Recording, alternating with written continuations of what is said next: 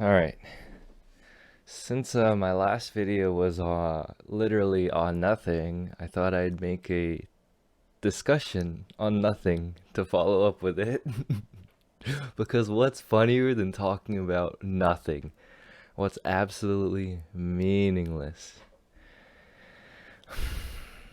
I had a phase out of high school. No, well, during high school. And it was during high school especially where I was just chronically depressed and anxious and any kind of social interaction would just set me down into a inward spiral of neurosis and self. I just freeze in anxiety whenever it was a social interaction, especially if it included females and if they were remotely attractive. um and so I spent my whole high school essentially just inside a shell. And during that time,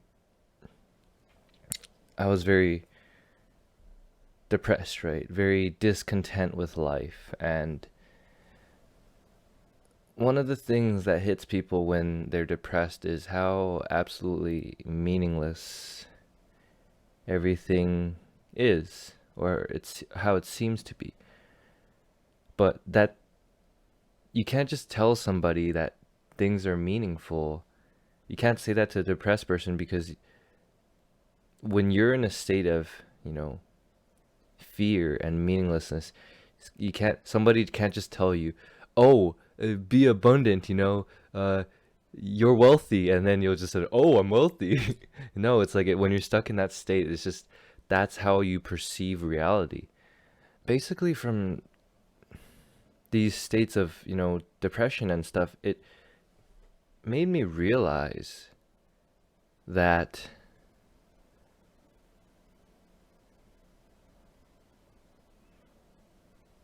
what's the point of doing anything, right? That's how most people, I can't speak for all, but I would assume, right, most people who feel depressed, that's how they feel in some way at a very deep level, is what's the point of anything, you know? Why even go on? It's all meaningless. And I actually not no, I don't not think, but I know now that this insight that people have during depression of how meaningless everything is, that's actually one of the biggest insights that you can make, um, in terms of growing towards self-actualization and freedom. Because a typical person will try to tell you that everything is meaningful and try to steer you away from the insight that everything is meaningless. But I think it's obliviously blind to just dismiss somebody who's depressed and call them not thinking straight, tell them they have problems, they need medication. There's a under the depression is telling the person something. It has a deep message for them. And our modern day fucking culture just psychiatry and all this pharmaceuticals and this, it's so toxic, man. Like, fucking just throw him some pills and while the executives and big pharma and walk away with big bank and fucking go on pretending like they enjoy their lives, but deep down they fucking hate their lives. Because I mean, when you're caught in this game, it's like you do everything you can to justify it. And I think that's what most people are stuck in. They're stuck in trying to justify their own meaning, and so they cling on to things which don't even necessarily serve people or the culture. And in fact, I would argue that long term, these things are causing people much more harm than good, in terms of how we treat and how we approach things like mental illness. um, because I think when you don't understand where a depressed person is coming from, it makes them feel even more isolated and even more alone, and they just want to feel heard. That's really, at the end of it, that's all it is. It feels like nobody can hear them, and then when they become depressed, and people push them away even further, because then people show how much more they don't understand. Anyways, so this insight of how you know, nothing is, everything is meaningless, right? That's actually one of the teachings of the ancient religions, right? Of Buddhism in particular, I can think of just right off the top of my head, is that the world is Maya, right? The world is illusion. Nothing is real, right? It's just a different way of saying it. But I think when we say that nothing, when we say that nothing has any meaning, right? You can interpret that in two ways. To someone who's deep in despair, in depression, you can interpret that as, then I have no reason to go on, and so therefore maybe I should just kill myself. That's the everything is meaningless despair version.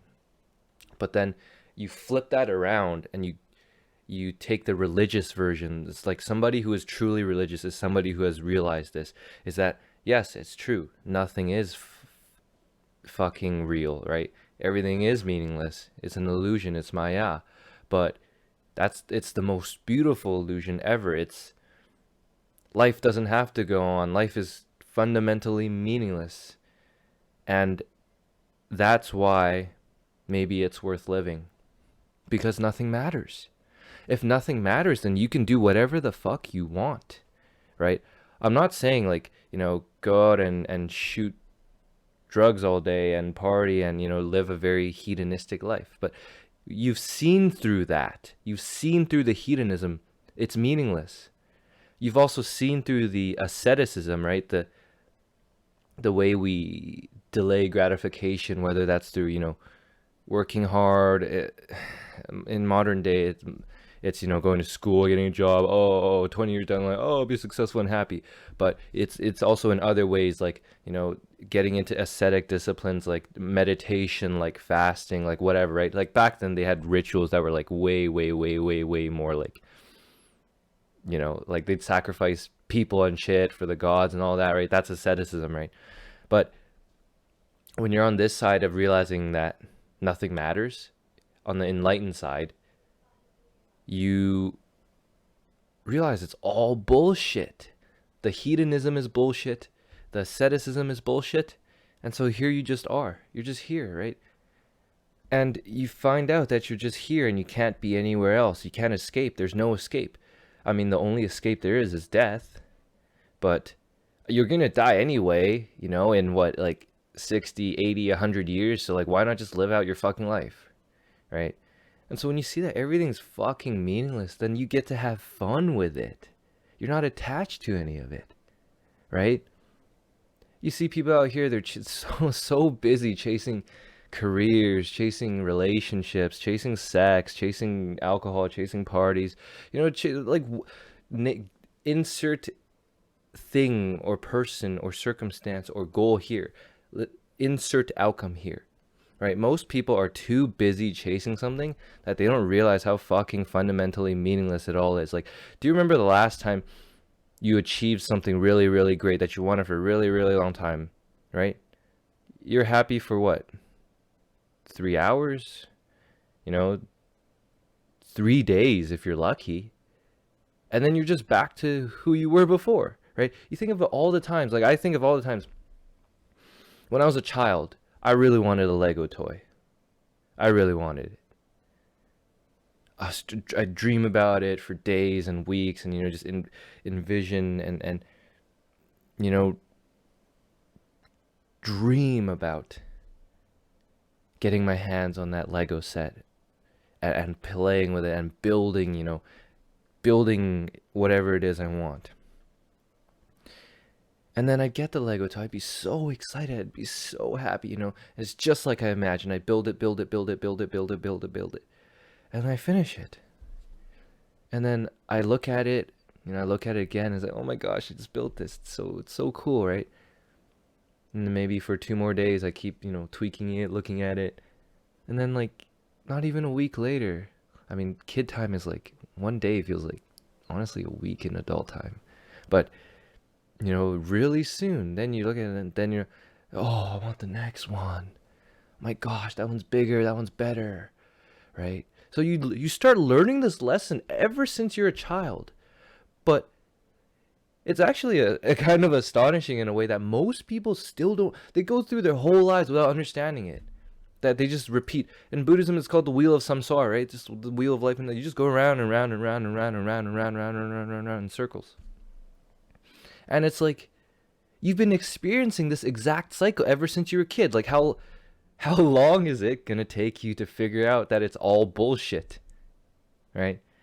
Because you grow as kids, you grow up, you play with toys, and then you're teenagers, and you start wanting to, be in the cool friend group, and hang out with the cool kids and be part of the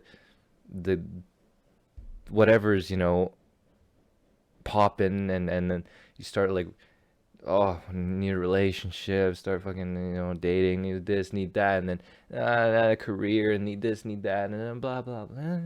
Next thing, need a vacation. Right? When does it end? Right? When you talk about it in hindsight, it's so fucking hilarious. But it's so easy to get caught up in this shit. Honestly, if more people could embrace this kind of the understanding that nothing matters, we'd actually be less anxious and less depressed and less of a mess. But when you go around telling people nothing matters, people look at you like you're fucking, psychotic, right? You should be in a fucking asylum. And it's like, should I be in asylum or should you be in one? Asleep people think they're awake. Awake people think they're asleep. Actually, that made no sense, but it's funny. Soren Kierkegaard, one of the great existential philosophers. I fucking love how he put it. I forgot if this was the book Sickness Unto Death. I think it was that, either Sickness Unto Death or Fear and Trembling. But basically, the way he put it is that majority of people do not know that they're in despair, and therefore are in the deepest form of despair. And then there's a second group of people who start to realize that they are in despair, right? These are the people that become depressed, and they try to get out of that despair. And then there's kind of a third group of people who are not in despair because they know they're in despair. And it's a whole paradox, and it's hard to get into, but hopefully you get the idea of how, so long as you're trying to escape despair, you're deeply in despair. And when you finally realize there's nothing to escape and that there is no way to escape, then, you're finally free.